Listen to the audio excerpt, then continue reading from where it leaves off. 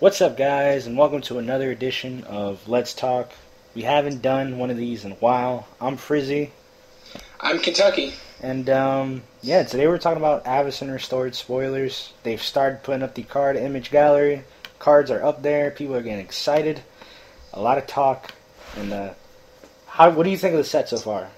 What you seen? I'm liking it a lot. My blue-red Delver list is getting pretty nuts with each and every spoiler, and we'll talk about that in a little bit. I think it's great considering that Innistrad and Dark Ascension, I'm just so tired of it right now. We need new cards, man. Like when Dark Ascension hit the spot, people got tired of it after like a week. It just got so boring. Well, it's to be expected with such a small set. Yeah, exactly. So now that we got Avacyn Restored, a big set that's going to be drafted alone, which will be nuts. It's gonna be pretty cool. So let's talk about the mechanics. We have two new mechanics. Miracle, which is it's very controversial. A lot of people don't like this. I don't understand why. I don't understand why people don't like it.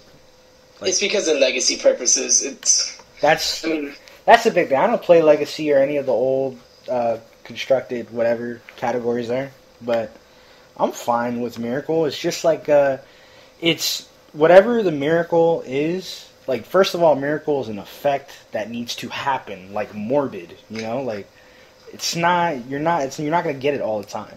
I don't see anybody building a Miracle deck. Like,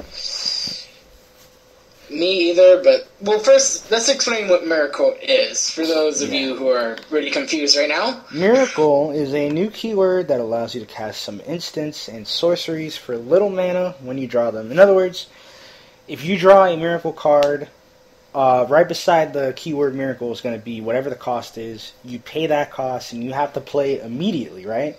Like, yes, here's an example. As soon as you draw it. Yeah. So, Temporal Mastery, which is a huge card. Everyone's talking about it. 5 and 2 blue sorcery. Take an extra turn after this one. And then you exile it.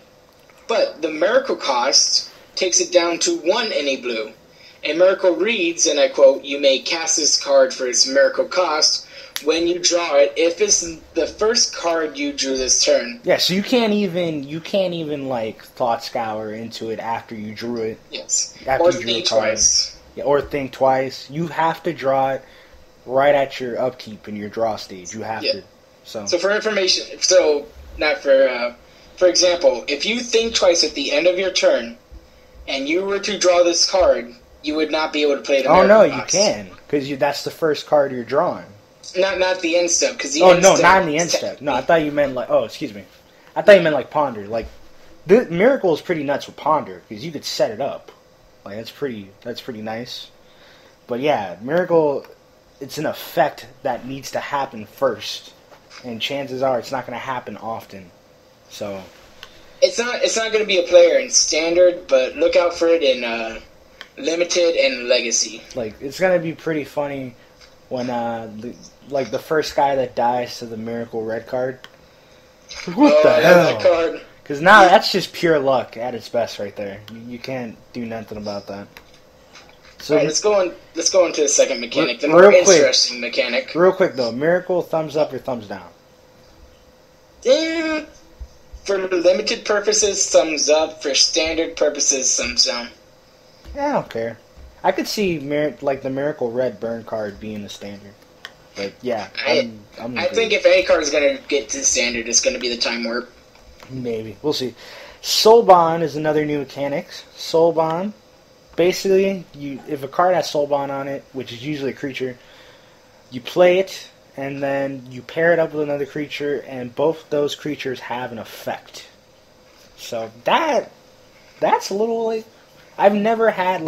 I'm young in my Magic career here. What career? That sounds so fucking stupid. I'm young in my Magic playing days.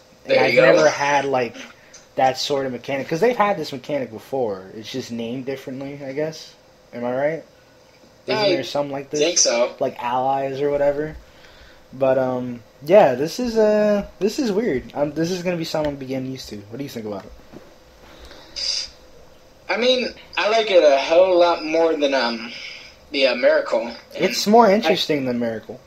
And I think you're going to see Soulbound cards in plays in certain decks.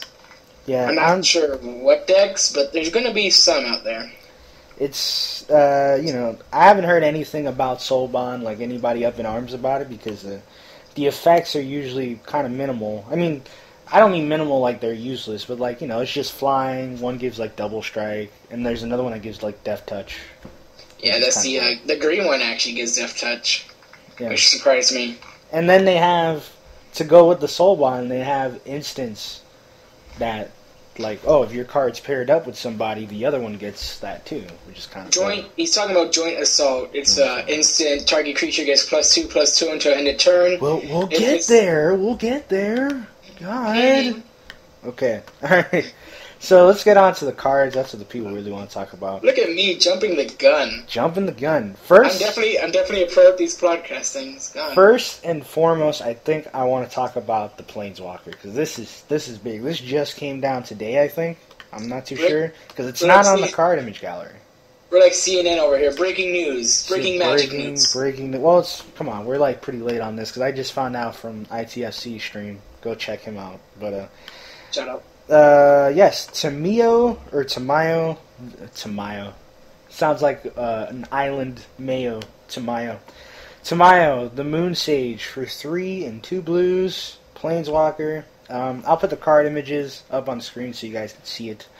I think it's a pretty perfectly balanced Planeswalker card. Not OP, not underpowered by any means. What do you think? As far as Planeswalkers go, she's not on my radar. She's not really in the top 10. She's subtle. I know. She's nowhere near overpowered. Yeah, people see the first ability. I like the first ability because it kind of saves you when you play it. Like I'm picturing it in limited terms. Like when I draw this, I'm like, okay, now I could get to work or something. But I think, this is what a Planeswalker should be. It shouldn't be crazy nuts like, Yeah. That's why I think Liliana. It shouldn't be Jace the Mind Sculptor.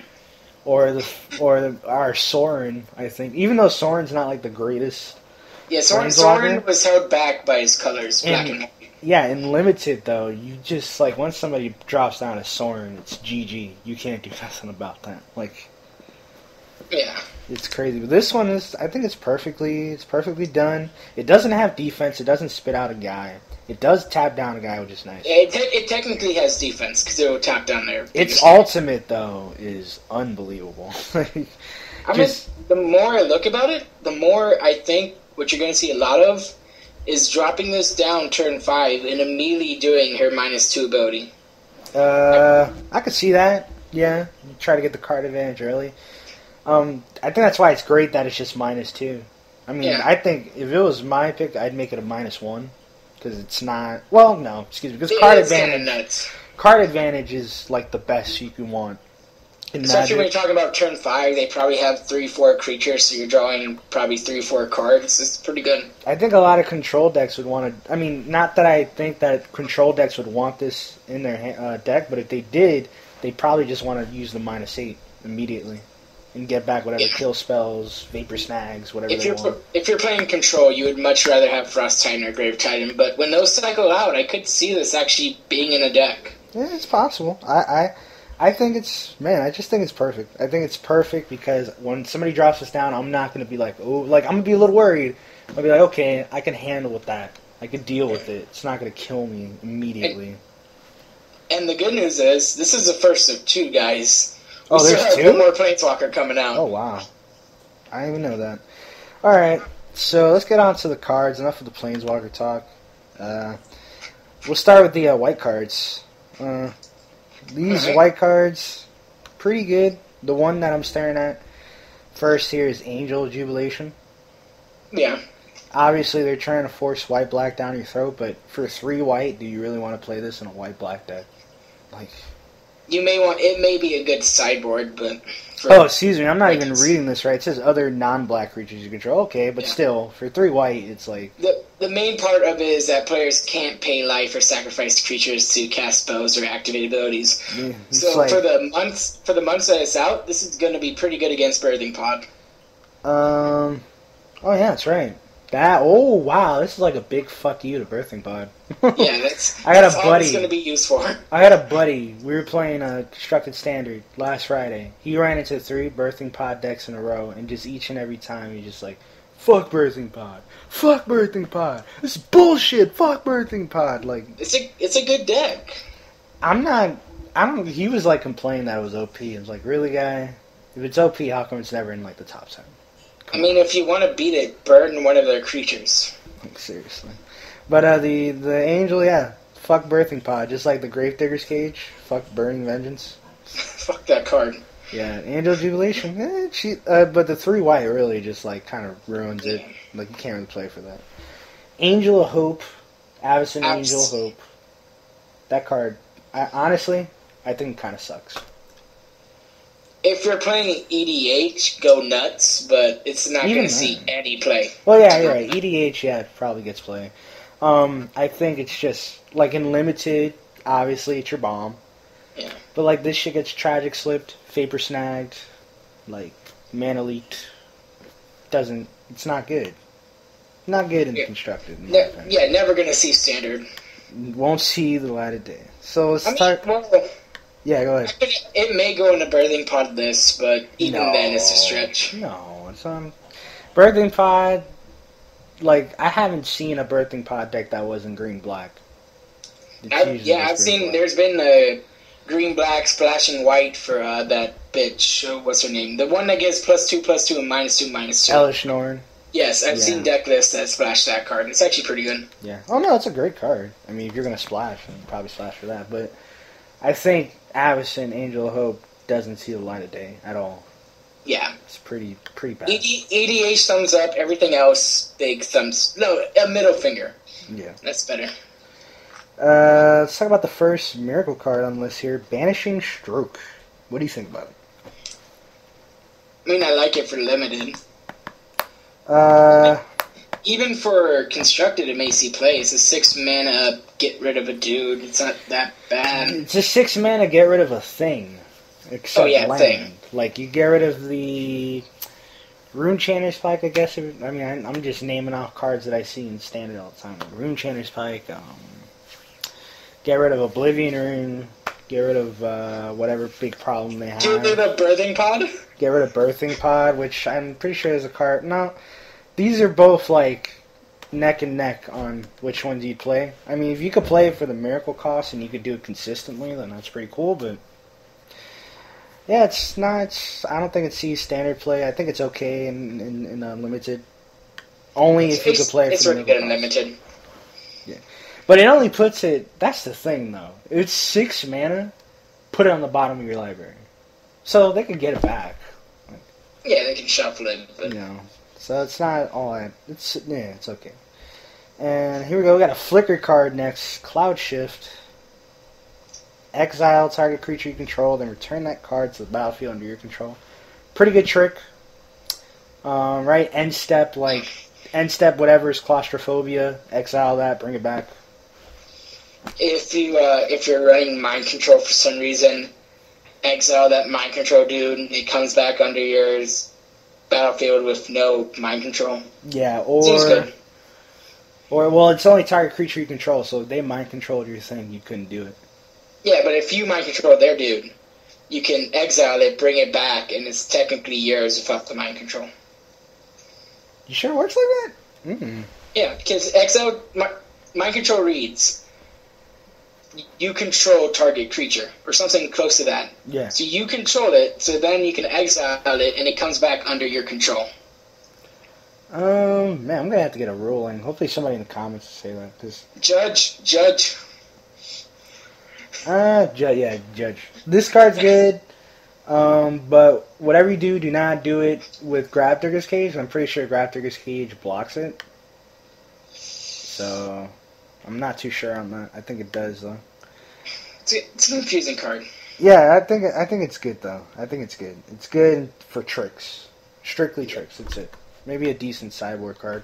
In Limited, it's going to untap your dudes. It's going to take out Claustrophobia, Soul Caesar. It's going to take out all those guys. Restoration Angel. I think this one is quite okay. Like, I think it could see play. What do you think? I agree. I don't know, I'm speaking off in terms of, like, how much I like this card. I think it's a great trick. I don't know which deck this might go into, but I would love to see it just maybe as a sideboard card at least. Like, I don't know. I think it's kind of cool. It doesn't really fit into a deck, but it's a great card. I think it's a good card. It's a Fiend Hunter, but minus double white. I just noticed it's a red. No, but it's more of like you play for the tricks, like, oh, I'm going to Doomblade your guy, Restoration Angel, save it. Like, that's what it's more for. Yeah. And the first Soul Bond card of the day is Silverblade Paladin. This card's it's pretty good. Give your other guy Mirren Crusader without the green or the black, pretty much. You like my Delver? Yeah, it now has double strike. It's now a flying double strike. I don't see this replacing Mirren Crusader at least until it like goes out, but still, I don't see it happening. Well, I mean, if it rotates out, they might. The white deck that runs Mirren Crusader might play Silverblade Paladin. It's a human, so it definitely helps. Oh yeah, that's the good thing. It's a human. Humans are a thing now. Thank God Timely Reinforcements doesn't put out humans, because if it did, then a lot of people would run it.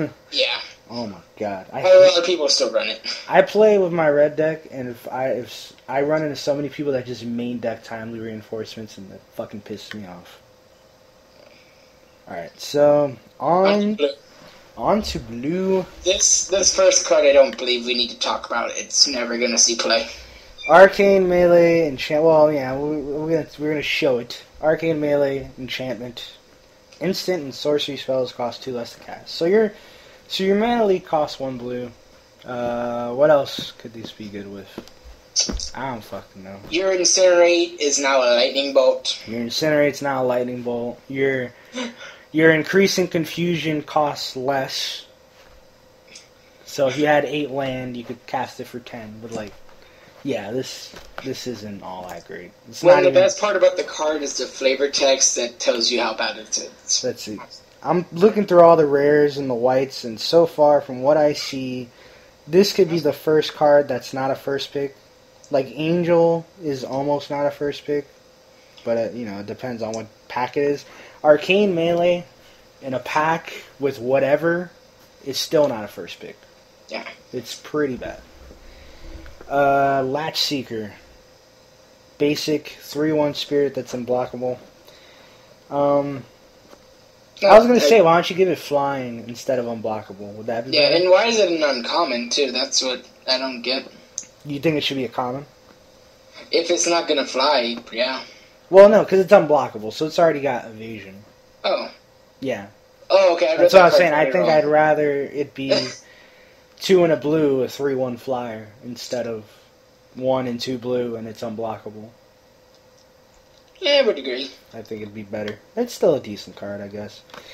Tandem Lookout. This card is actually kind of cool. I like this card. Soul Bond. As long as Tandem Lookout is paired with another creature, each of these creatures has, whenever this creature deals damage to an opponent, draw a card. So, what are you going to be Tandem Lookouting? Of course, because this card's in blue, so what are you going to be Soul Bonding it with? I'm probably going to be Soul Bonding my Delver. Oh, see, that's you're talking standard. I'm talking about unlimited. Probably gonna limited. What are you gonna talk about? What are you gonna pair it with?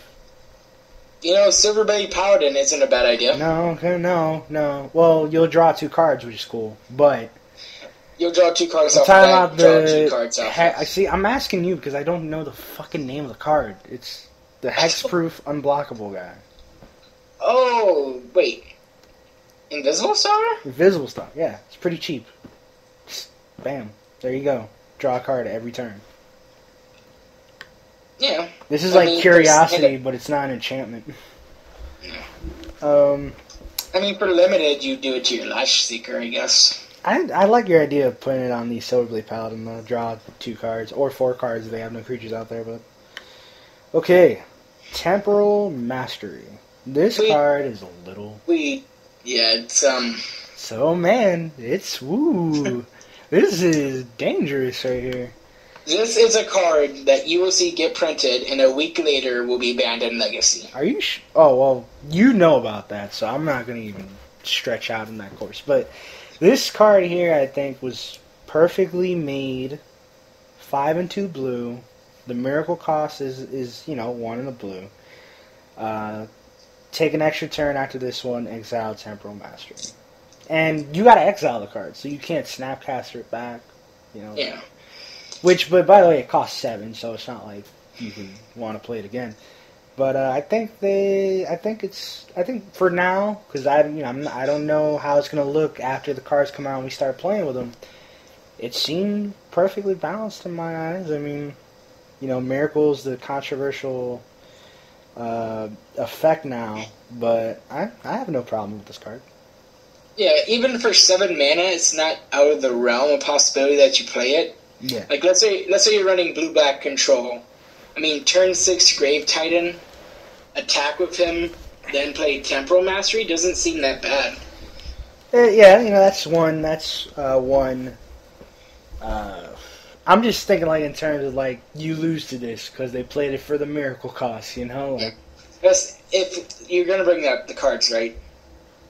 On the actual thing? Yeah. So if you look at the border actually has a top pointing to your opponent, being like, you should play this now. Exactly. It's like that subtle hint of, like, hey, you might want to play me. I love that design, though. Whoever did that, kudos to them, because I think it's really cool. They're distinguishing the difference between the miracle cards and the regular cards. The miracle cards seem like a different guy. That's why you get the white lines across them and everything, so it's pretty cool. Yeah. Wingcrafter, I like this card, too. Wingcrafter, Soul Bond. As long as Wingcrafter is paired with another creature, both creatures have flying. What do you think? It's a 1 for 1/1. It's not bad. It probably won't replace Delver. Delver is better. It may go into Delver decks. Maybe. I mean, it's a human. Does Geist Sustain Draft fly? No, right? No. So I could see it, like, play a pair with your Geist, so it's got evasion of some sort. I don't know. I just like it. I like it. I would play it in a limited fashion. It's common, so that definitely helps. I love 1-drops in general. Like, there's rarely a bad 1-drop. Even the vanilla guys, like. There's a nuts 1-drop coming up in the red that we're going to talk about a lot. Before we get to that, you think it's nuts. Me, not so much. So we're going to have a nice little debate there. Next card, Demonic Taskmaster. This card kind of sucks. Yeah, it's not horrible. That's kind of harsh. It's a 4/3 flying. 4/3 for 3 is the nuts. And if you notice, it says sacrifice a creature other than Demonic Taskmaster. So technically, he's always going to be out there. You can't sack him. So if you have no creatures, then you always have a 4/3 flyer. But that's the problem. Is that you'll only have the 4/3 flyer unless you have a specialized deck built for it. So it's like, maybe you're playing black-white tokens. This is probably a decent card. Maybe. But limited, it's okay. I mean, I could see you laying it, having no creatures on the board, swinging in, and then asking... That's true. That's probably like the perfect situation, is to lay it with no creatures on the board and wait till somebody kills it or until there's a problem. Yeah, because it's like, if they're attacking into you, do you really want to block it? No, because then they know that you can't lay any other creatures. Unless, like, this would go good with Undying creatures, probably. So. Yeah. No, speaking of Undying, Demon Lord of Ashmoth. What do you think? Pretty nuts. It's good. Pretty nuts and limited, I think. Yeah. I saw a guy on the Facebook, and he's like, this is the reason why I don't play Magic anymore. I'll just wait till this cycle out. Come on, guy, really? About this card? Yeah, about this card, because he thinks it's, like, so OP. I'm thinking, there's so many other cards. Every card's so OP. Who gives a shit? Like, really? There's always a set where there's a card that people don't like, and they don't want to play Magic because of it, because they don't want to face it. But let's not forget the fact that, A, this is a rare, so you're not going to see it that much in Limited. And 2, they're probably not going to play it in Standard. Is that safe to say? I'm not sure about. I don't know. Like, you could put in your Birthing Pod deck. Yes, it's definitely a good Birthing Pod deck. But what are other 4-drops that they put in Birthing Pod? What are the other ones? I don't remember. I mean, I'm not talking about... They probably wouldn't play this in Birthing Pod. Most of the Birthing Pod you see are... Well... Yeah, the only Undying they play in Birthing Pod is Messenger and... Stranglergeist. Because they're cheap, and that's where you really want the Undying guys at the beginning, so that we can still have board advantage while you're Birthing Pod. You're not going to see this in Birthing Pod just because of the fact that you have to exile another creature 2 times. That's true. That's Birthing actually Pod very true. Creatures. I feel stupid now because I didn't read that. But yeah, you have to sacrifice a creature. Twice. When it comes back to Undying. Twice. So, yeah, it's a heavy cost, and this isn't OP at all. Yeah, if somebody plays it against you, you're going to have a problem. But at the same time, just deal with it. Just like people dealt with what? All the Titans in Magic 2012. People complain about it, but they just play anyway. Deal with it. Next card here is pretty stupid. 4 and 4 blacks, 4 and 4 swamps. Flying lifelink, pay 7 life, draw 7 cards. This is Griselbrand. This is nuts in EDH. It's pretty fun in EDH. I'm not gonna lie. This is awesome. I'm not even sure if it's nuts in EDH. I think it's awesome in EDH. I think it's like perfect for that game. But Limited's pretty cool. Obviously, 7/7 flying lifelink, but you'll probably never play it ever. Yeah. Safe to say that. And standard. It's not. It won't even go into the fuck. Maybe it might see the light of day in Birthing Pod again. Not even. Not even. So you don't even think not even. And I'll take your word for it because you play more standard than me. So. But yeah, that's your basic little Timmy card in my eyes here. Flying lifelink, pay 7 life, swing in, gain 7 life, draw 7 cards again. I think it'd be better if it was like pay 7 life, draw 3 cards. Well, so that way you didn't have to discard every time. At least, well, no, you can do it at your end step. Yeah. So it's not. Oh, that's true. Yeah, you can do it anytime. So, but it's 4 and 4 black. Do we really need to spend this much time on it? No, I just like it because it's your basic Timmy card. Like, seriously. Yeah, every set needs one. Yep. Harvester of Souls. What do you think about this guy? Black-white tokens, maybe? That's the thing, though. It's a non-token creature that has to die for you to draw a card. So, and then it costs so much that by the time you play them, you probably maybe there's a lot of creatures on the board. And then again, there might not be. What is it? It's a 5. It's 4 and 2 black. Harvester of Souls. Black-blue control may see this. Because it reads whenever another non-token creature dies. Yeah, one of their creatures. Yes, of course. Yeah. Yeah, I don't see it being great and limited. Not so great anywhere else. I think Death Touch. Once you get a big creature, I think Death Touch is useless. I mean, it kills a Titan. That's but so does a Typhoid Rat. Yeah. I mean, so it doesn't need to be. This could have been a Death Touch 1/3. For 1 and 2 black, and I would have loved it. I would have loved it better. Yeah. Let's go on to Killing Wave. This card's weird. Yeah, a lot of these black cards, actually, I think almost all of them are unplayable in Standard. And well, yeah, these are the only 5 black cards we got so far. So yeah, we'll see what happens when they unload the rest of the set. But Killing Wave is a weird card. For each creature, its controller sacrifices it unless he or she pays Exile. So it's kind of like a Fireball, but they can choose to sacrifice creatures. This is great late game. If I saw this in a pack, I would pick it first. I would. Depends on what else was in the pack. Depending on the uncommons. But I think this is first pickable for sure. I think it's a fine card. Yeah, I think the one thing it's missing is if you gain life from it. I think that'd be kind of better. Yeah, that would actually. Yeah, the card's alright. Let's get to the 2 red cards, and it's funny, there's only 2 red cards, but these 2 red cards are going to get a lot of talk. So, Thunderous Wrath, another miracle card. Thunderous for 4 and 2 reds. Thunderous Wrath deals 5 damage to target creature or player, and its miracle cost is just 1 red. What do you think? I mean, I like it for standard.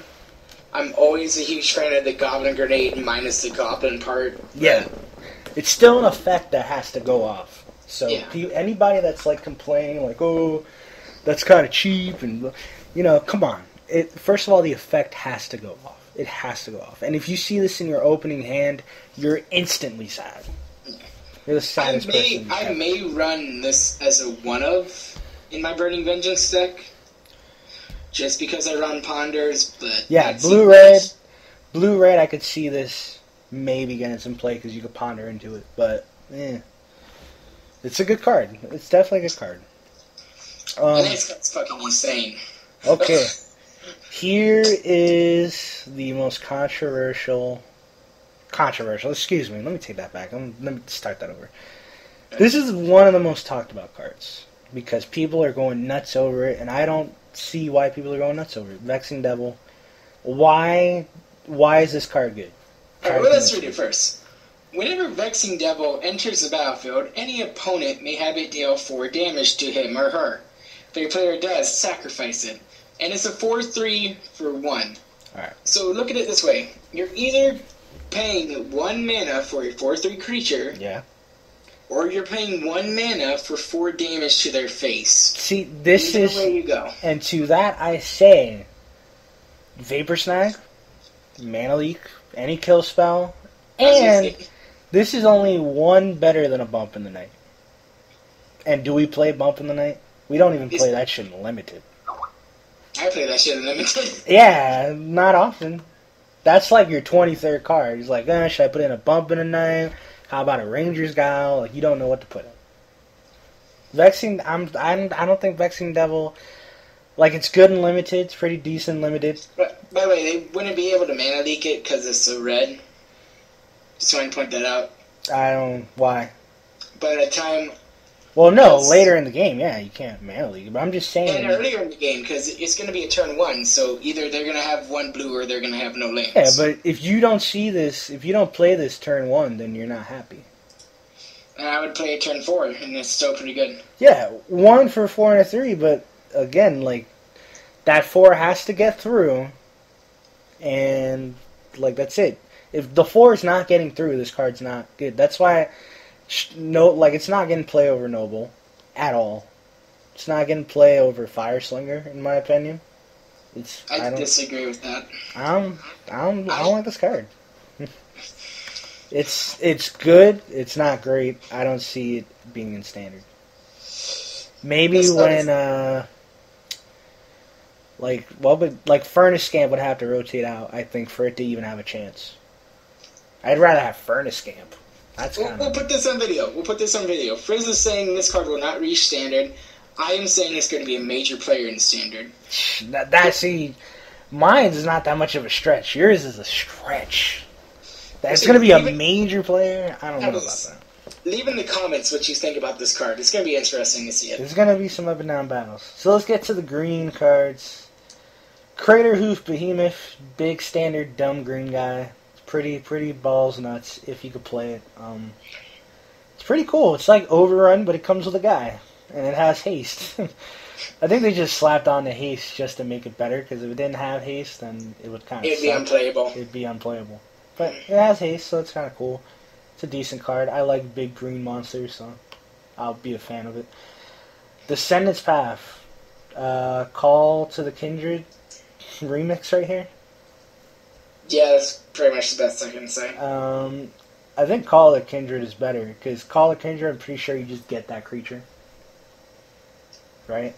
I'm not sure the exact wording. I think Call of the Kindred, like, if you put on a Gravecaller, you just go and get another Gravecaller at your step. Somebody will say in the comments, if we get a lot of people watching. I've never played with that card, so I couldn't tell you.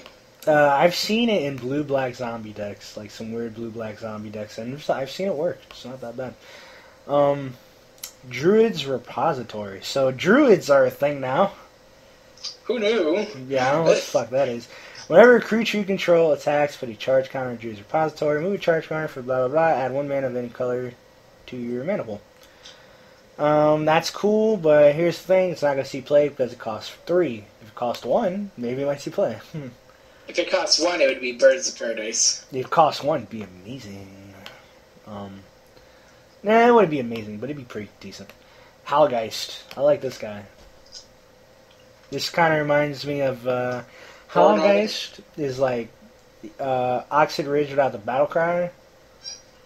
No, but only to him though, not to other creatures. And also kind of like in Magic 2012, Arn Arlid. Kind of like him. He's pretty cool. I like him. They would have to waste a burn spell to kill him.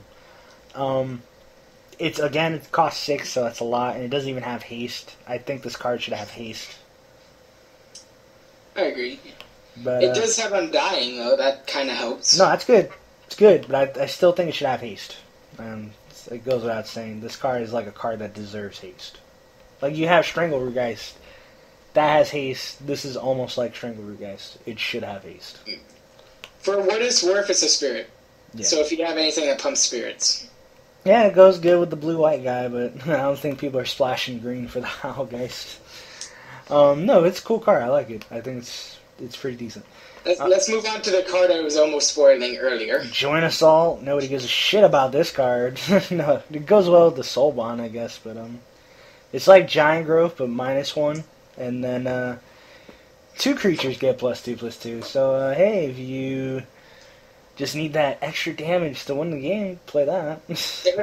Let's go ahead and flashback. If you give your 2 creatures double strike, they could be 4/4s with double strike. Yeah, that's pretty nuts. But oh well, wow, that's actually kind of cool. But yeah, it's an okay card. It's pretty flavorful. I like the picture of it. I think the picture of it's pretty cool. There's supposed to be no werewolves, right? No werewolves in the set. So no flip cards. No flip cards. Yeah. So this picture here is, I guess, supposed to tell us what happened to werewolves. That's what people are saying. Yeah. Okay. Nightshade Peddler. This guy is the drug dealer. He's peddling smack. 1 in a green, human druid. Again, druids apparently are a thing now. Soul Bond. And as long as you pair it with somebody else, both creatures have Death Touch. And that's pretty cool. I like it. I keep pointing this out. Death Touch Double Strike. Death Touch Double Strike. That's kind of stupid. Yeah, he's a pretty cool guy. 1 in a green. I would love it if it cost just 1 green, and then your young wolf has Death Touch. I'm not gonna lie. After every one of these spoilers, Silverblade Paladin is becoming a better card to me. Silverblade Paladin's fun, man. I think Soulbond's a cool mechanic. We'll get to some of the better cards, the cards that I love. And here we go. For any of you guys who play Magic 2012, I bet you guys wanted to see this in March to War. Gisela, Blade of Gold Knight, 4, 1 red, and 2 whites. Flying first strike, and all those fucking words that I'm not going to read. It's pretty awesome. It's a good commander. That is a great commander right there. Oh, hell yeah. Seeing this card makes me want to make my own commander deck, even though I know that will never happen. I mean, what you can do, Frizz, just go out and buy one of the pre-made. Go out, buy one of the pre-made, and especially fuck with it. I love Angels, man. Just seeing Angels back now, it's fucking awesome. Reprint of Baneslayer, by the way. There better be one. That'll never happen, but that'd be kind of cool. We actually skipped one. Bruna, Light of Alabaster. Where is this? It's a 3, 2 white, and a blue. Flying Vigilance. Whenever it attacks or blocks, you may attach it to any number of auras on the battlefield, and you may put onto the battlefield attached to it any number of aura cards.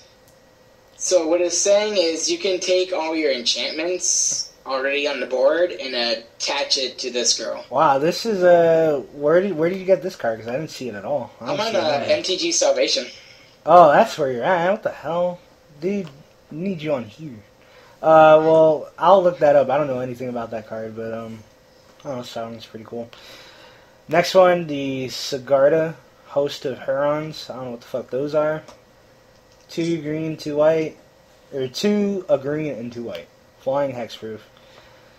This is kind of cool. It could be maybe an EDH because it's like a sideboard EDH card, EDH commander. I guess it says a big F you to Annihilator. Never had any problems with that. Just play this card. It's pretty cool. Not better than Gisela though. I love that girl. She needs to be in March to War. Now my 2 favorite artifacts in this set, and they're probably my 2 favorite artifacts ever, to be honest with you. Angel's Tomb. This card's nuts. I like it. The first comment I saw on Facebook when they revealed this card, the first comment I saw, Tempered Steel! That's the first comment I saw was glorified Glinthawk. Exactly. That's what the Tempered Steel guy meant. This replaces Glinthawk, am I right? Yeah. Because it's a creature. It's any creature. Well, no. Yeah. I mean, this sees play in Tempered Steel, but it has to be a creature. It can't just be an artifact. But still, pretty cool. It's a pretty badass card. And then, it may see some play, but... It activates during their defense, too. Like, if you could just spit out a guy somehow. Yeah. So, and then my favorite artifact of all time, Moon Silver Spear. This card is the shit. This card is so good.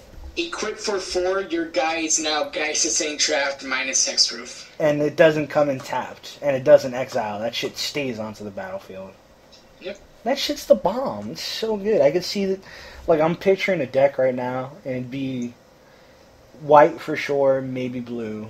And just cheap creatures. Like, I mean, I'm thinking cheap right now when I'm saying Invisible Stalker, so that way you can make sure to get in. But even if, you know what I'm saying, just like cheap creatures, and then you just keep pumping out 4/4s. You know? It's kind of awesome, man. It's a pretty damn good card. You want to know what this card goes good on? What? Delver! Everything fucking goes good on Delver. Jesus. And then we got all the lands, and we're not going to fucking talk about those because they're all stupid. But yeah, what do you think about the set? Now we've talked about the cards. I like it. I always like third sets. New for actually was pretty good. There's always that new set feel where it's like new cards, and even if the cards are fucking horrible, you're just like, I'm reading new stuff. I'm not seeing fucking Somber Wall Dryad every fucking time. These are new cards. Yeah, I'm ready for the second Planeswalker. Hopefully it's red. Second Planeswalker. Any thoughts on what you think the second Planeswalker might be? I know next set there's supposed to be a blue-red Planeswalker. Yeah. So I wouldn't be surprised to see a mono-red Planeswalker this set. Yeah. I don't know. I don't think red's such a big color in Avacyn. In this block period, red has... I mean, you know, it produced your Stromkirk Noble. But I don't, in terms of, like, Planeswalker, I don't know if red's, like, a big thing.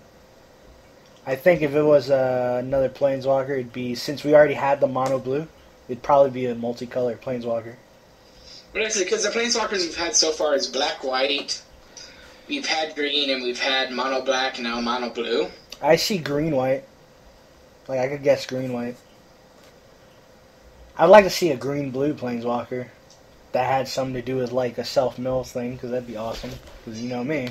Yeah. Self-mill guy. Speaking of, I'm going to look back at these cards real quick to see if there's anything good for self-mill, but I didn't see anything that was amazing for self-mill. I didn't see anything. Yeah, well, we're still early in the set, so we don't know. I mean, maybe Tandem Lookout. No, that's not good in self-mill. That's the only thing. Yeah, there's nothing really good in self-mill yet. But, yeah, I can't wait till the set comes out. It comes out in, what, 2 weeks? Jesus Christ. 2 weeks! Oh my god, the promo Moon Silver Sphere looks off the chain. And by the way, the owner of the game store there, he thinks that the Hell Vaults are just going to be filled with Skittles. Oh, fuck yeah. No, bullshit. I thought it'd be like more promos or something. I want Skittles. Hell Vault. There should be a Hell Vault that just has demons in it.